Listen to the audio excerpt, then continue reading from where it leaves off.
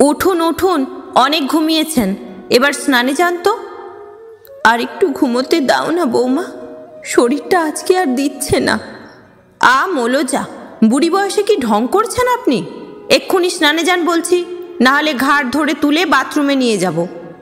সুরেশ, সুরেশ, দেখ দেখ, তোর বউ খালি ঝগড়া করছে রে আমার সাথে।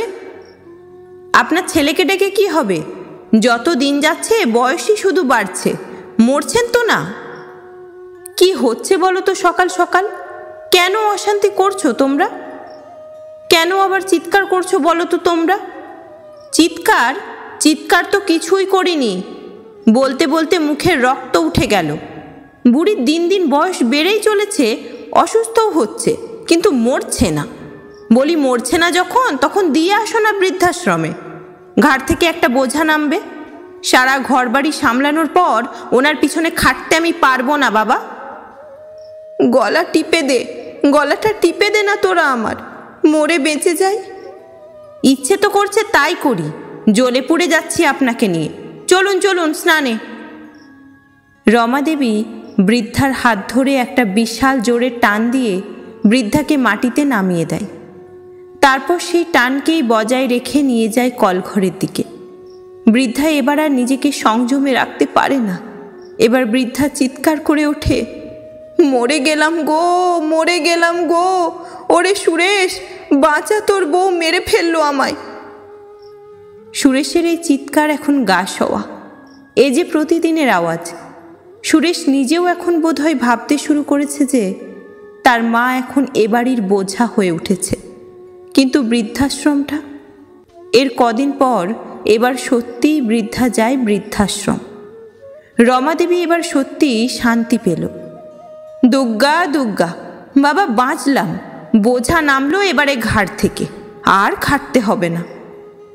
বৃদ্ধা বৃদ্ধাশ্রম যাওয়ার 1 বছর পর একটা চিঠি এলো বৃদ্ধাশ্রম থেকে। রমাদেবী নিল সেই চিঠিটা। বোঝা গেল এই চিঠি বৃদ্ধারই লেখা। চিঠি খোলে রমাদেবী, শুধু খোলে না, পড়েও। কেমন আছিস তোরা সবাই? আমি তো এখানে বেশ আছি, আনন্দে, হাসিতে, যত্নে। জানিস আজ দোল, হঠাৎ এই দোলের দিন তোর কথা মনে পড়ল। সেই ছোটবেলায় মনে আছে তুই যখন ছোট ছিলিস, কেমন করে লুকিয়ে লুকিয়ে এসে আমার গায়ে রং লাগিয়ে দিয়েছিলিস। আমি তখন রান্নার কাজে ব্যস্ত। তোর কাণ্ড দেখে রেগে তোকে বকতে যাব কি তুই তখন পগার পার। মনে পড়ে, মাকে ছাড়া স্কুলে যেতিস না, মাকে ছাড়া ঘুমোতিস না, মাকে ছাড়া খেতিস না, এমনকি পড়তেও বসতিস না। এই তোকেই কত আদর যত্ন দিয়ে বড় করলাম। চোট পেলে সারিয়ে তোলার যে বিপুল প্রচেষ্টা, তা দেখে বাড়ির সবাই বলতো আহ্লাদি।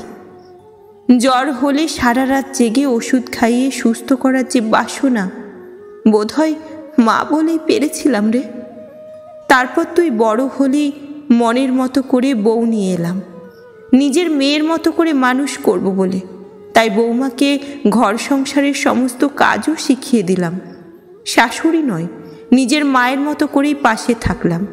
তবে শেষ পর্যন্ত এই বৃদ্ধ বয়সে এসে যে বুঝলাম, এই অসুস্থ মাই এখন তোদের সংসারের বোঝা হয়ে উঠেছে। বৌমার অত্যাচারের সাথে সাথে তোর ব্যবহার মেনে নিয়ে সেদিন মনে হয়েছিল বৃদ্ধাশ্রমটাই বোধহয় ঠিকই আমার জন্য। সিদ্ধান্ত ভুল ছিল না রে, তাই তোদের দূর থেকেই না হয় আশীর্বাদ করলাম। ভালো থাকিস, ইতি। রমাদেবী চিঠি হাতে তখন স্তব্ধ অবস্থাতেই দাঁড়িয়ে থাকলো, আর চোখের কোণায় দেখা দিল সামান্য জল।